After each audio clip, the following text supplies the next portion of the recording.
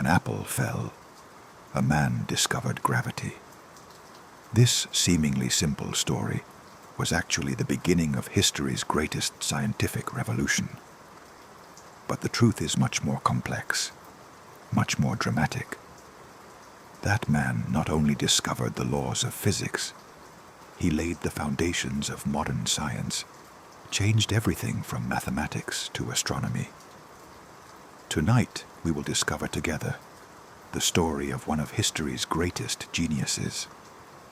The man who understood how the universe works, solved the secrets of light, invented calculus. Isaac Newton. Was he really the greatest scientist history has ever seen? Or just someone lucky and very hardworking? Before we start the video, there's something I want to say. The real power that inspires me is you.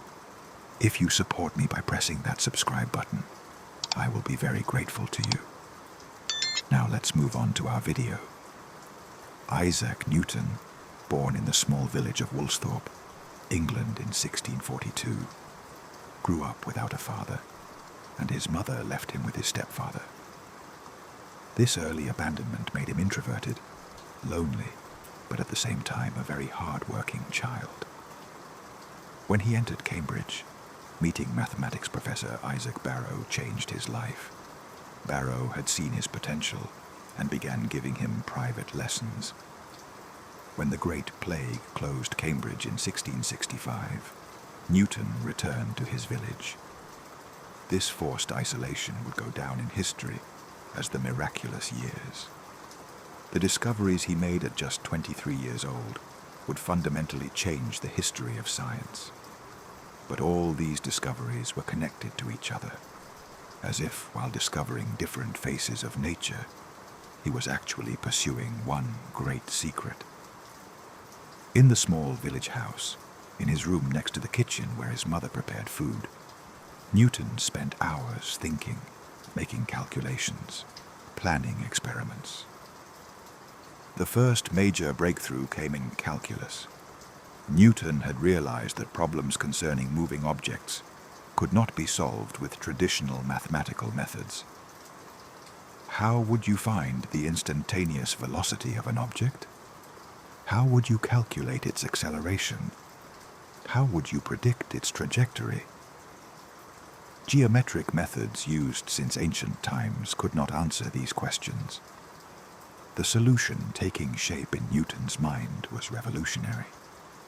A brand new branch of mathematics working with infinitely small changes. Newton's calculus was not just mathematics, but a method of understanding nature. The concept of fluent represented changing quantity. For example, an object's position changes over time. Fluxion was the rate of this change, that is, the object's velocity. With these concepts, he could work with changing quantities. He could find the slope at any point of a curve, calculate the area underneath it. This mathematics is used today in every field, from engineering to economics, from physics to computer science. Newton had discovered nature's hidden language. He could speak with it. Armed with this new mathematical weapon, he began working on light. In his dark room, breaking sunlight with a prism, he made a surprising discovery. White light was actually a mixture of all colors. This discovery demolished scientific dogmas that had continued since Aristotle. For 2,000 years, everyone had believed white light was pure and indivisible. Newton's prism experiment was collapsing this ancient belief. Newton conducted systematic experiments. He held the prism at different angles, examined millimeter by millimeter how light refracted. He would let sunlight into the room through a narrow hole, send it to the prism. The emerging color spectrum fascinated him. Colors arranged from red to purple. Most importantly, he obtained white light by recombining these colors with a second prism. This experiment definitively proved that colors were fundamental components of light. Newton went even further and developed the corpuscular theory of light. According to this theory, light was a flow of small particles. Particles of different sizes created different colors. Red light contained large particles, purple light, small particles. This approach perfectly explained reflection and refraction phenomena. Just as a ball bounces off a wall, light particles bounced off surfaces. Of course, there was also the rival wave theory. The Dutchman Huygens argued that light moved like water waves. But Newton's mathematical power and experimental precision made his theory much more convincing. These light studies directed him to optical instruments. Traditional telescopes had a major problem. Lenses created chromatic aberrations because different colors refracted at different angles. The result was blurry images with colored fringes. In 1671, Newton found the revolutionary solution, the reflecting telescope. He used mirrors instead of lenses. Mirrors did not refract light, only reflected it. This design completely eliminated chromatic aberrations. Newton's telescope design was perfect. It provided tremendous clarity in small size. He had polished the mirror with his own hands, calculated the metal alloy, set up the lens system. The telescope he sent to the Royal Society enchanted the members. They had never seen such quality images. At 29 years old, Newton had suddenly joined the ranks of England's leading scientists. With the courage this success gave him, he published his light theory in 1672. But unexpected attacks came. Many scientists, especially Robert Hooke, attacked him violently. Hooke defended the wave theory of light and could not accept Newton's particle theory. Hooke was experienced, older, a powerful member of the Royal Society. Newton was young, inexperienced, socially weak. These criticisms wounded Newton deeply. His sensitive personality could not bear the heavy blow. If philosophy is such a quarrelsome thing, it is better to bid farewell to philosophy, he complained. Now he was afraid to publish his scientific work. Being criticized, being mocked, terrified him. This trauma would keep him from publishing for years. During this disappointment period, his main great obsession began: gravity. That famous apple incident also happened during this period. While sitting in the garden with his mother thinking, he watched an apple fall from a tree. Why does the apple fall, but the moon doesn't? This question would lead him to the universe's greatest mystery. But Newton did not just ask the question. He set out to find the answer. Newton's genius mind kicked in here. He understood that the moon was actually constantly falling toward Earth, but because it was moving in orbit, it never collided. It was as if the moon was constantly falling by rotating around Earth. This understanding led him to the conclusion that gravity was universal. The same force both caused the apple to fall and kept the moon in orbit. But proving this idea mathematically was not easy. It required years of work. The first major calculation was finding the moon's centrifugal force. Using the moon's distance from Earth, orbital velocity, period, he calculated the gravitational force. During these calculations, Newton's mathematical mastery emerged. He was solving complex geometric problems with his new calculus method. The result was astonishing. The same force both caused the apple to fall and kept the moon in orbit. But now the problem was different. How did this force work? How much was it? What law did it follow? Newton had to work more to answer these questions. These long studies led him to the inverse square law. Gravitational force was inversely proportional to the square of distance. So if distance doubled, force decreased to 1/4. This simple mathematical formula explained the entire universe. The moon, planets, comets, all followed this law. Newton had found the universe's hidden mathematical language, but Newton did not yet dare to publish this. The controversy he experienced with Hooke had made him timid. He kept his work secret for fear of criticism. This habit of secrecy closed him in on himself even more. In 1679, his mother died, and Newton fell into deep depression. Hannah Newton was the central figure in her son's life. Her death devastated Isaac. For months he was interested in nothing. He neglected his lessons, forgot to eat, completely cut off social relations. This loss isolated him even more, but at the same time allowed him to focus even more on his work. Now he had no social ties left. He could give all his energy to science. During this period, his correspondence with Hooke resumed. Hooke was asking him questions about planets. Newton was reluctant to answer, but still shared some ideas. This correspondence prompted Newton to think about gravity again. In 1684 came the turning point of his life. Astronomer Edmund Halley came to visit Cambridge and asked the critical question: how does a planet move under an inverse square force from the sun? Newton's answer shocked Halley. In an ellipse. Newton had already calculated, had completely explained planetary motions, but had not yet published. Halley was astonished. Why was this tremendous discovery being hidden? He began trying to convince Newton to publish these works. Newton was initially reluctant, but Halley's insistence paid off. Thus, the most important science book in history began to be written: Philosophiae Naturalis, Principia Mathematica. For 18 months, Newton worked almost without sleeping. Every day he stayed at his desk 16 to 18 hours, only catching short naps on the desk. He forgot to eat. His assistant forcibly brought him food.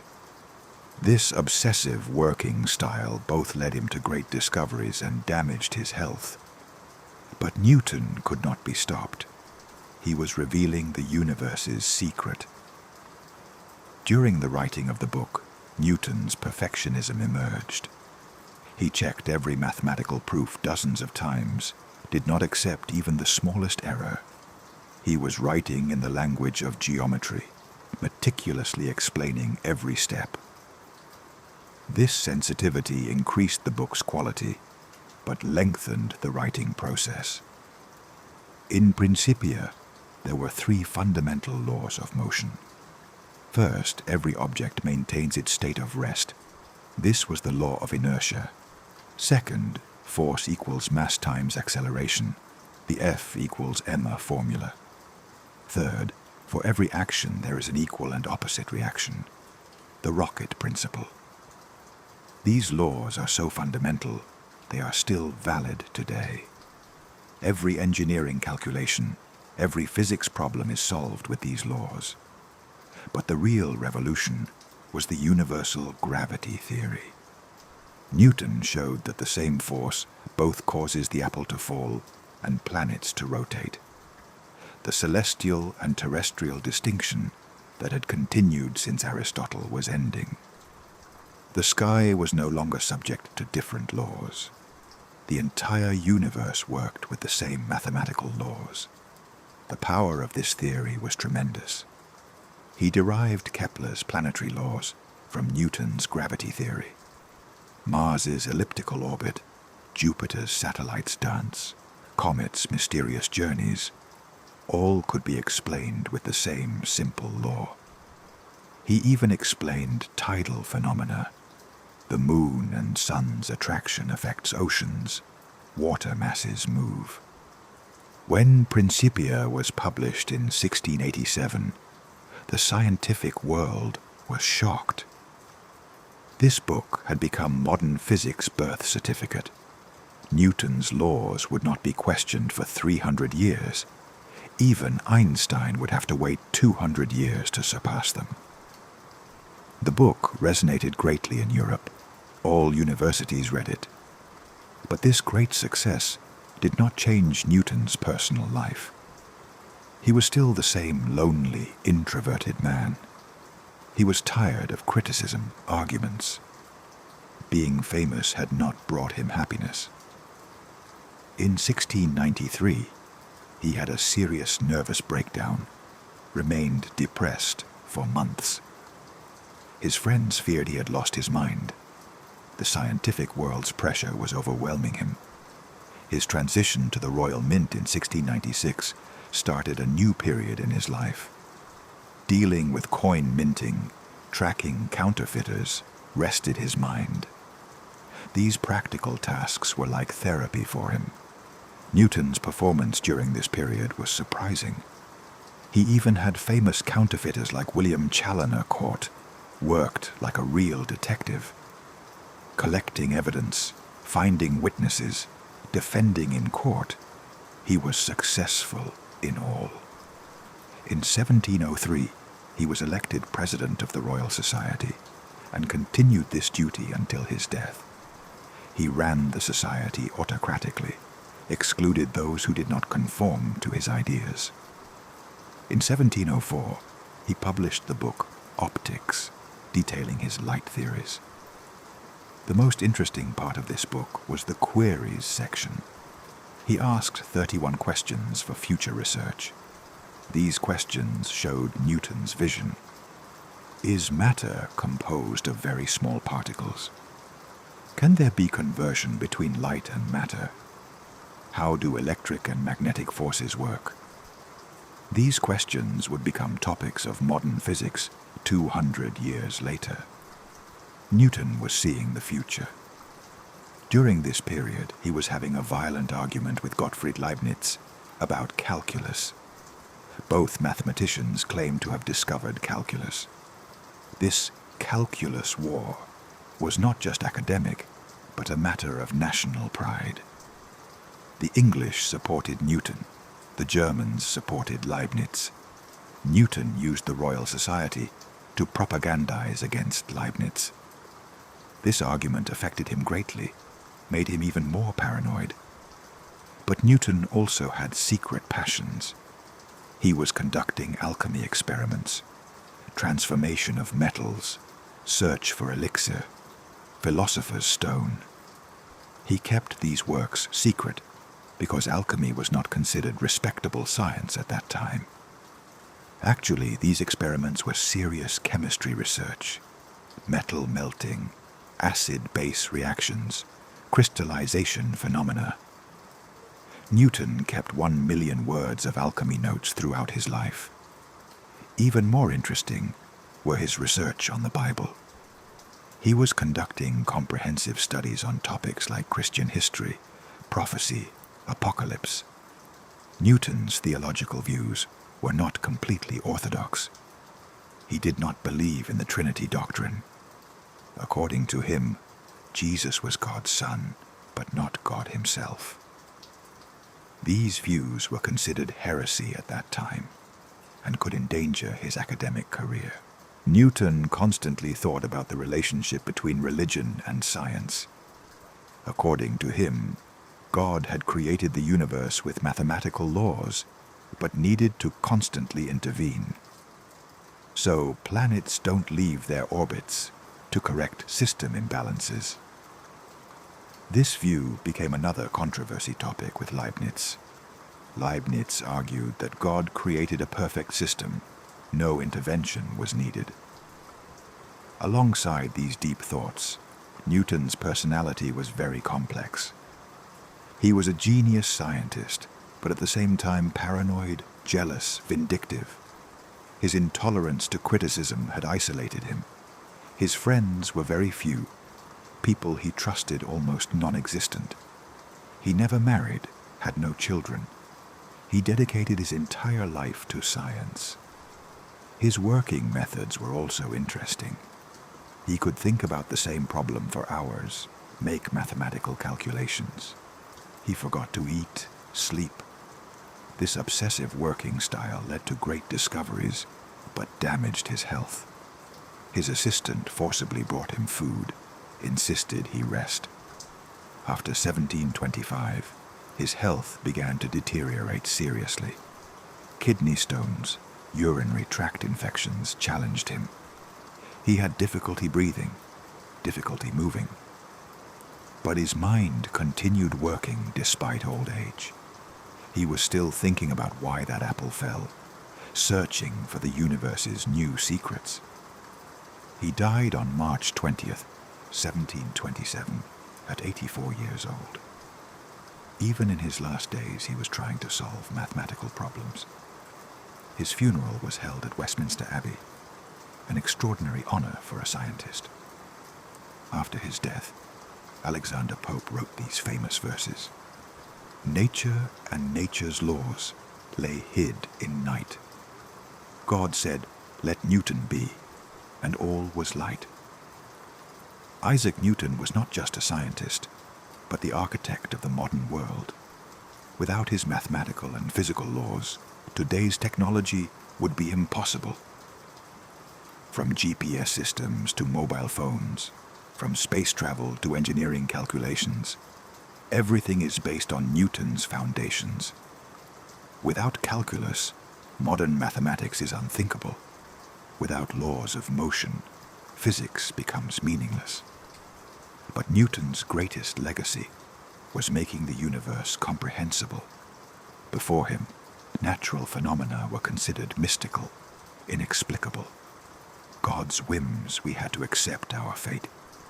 Newton showed that the universe has a language, mathematics, and human intelligence can learn this language, solve nature's secrets. This optimism started the Age of Enlightenment, created modern science. That little apple still continues to fall, but now we know why it falls. Thanks to Newton's genius, the universe is no longer a mystery, but a comprehensible system.